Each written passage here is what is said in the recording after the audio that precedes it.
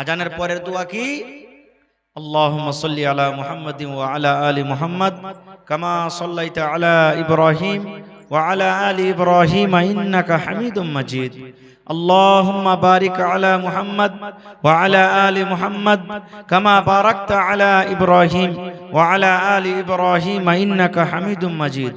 اللهم رب هذه الدعوة التامة والصلاة القائمة آت محمدا الوسيلة والفضيلة وابعثه مقاما محمودا الذي وعدته। এটা হলো কি আজানের পরের দোয়া।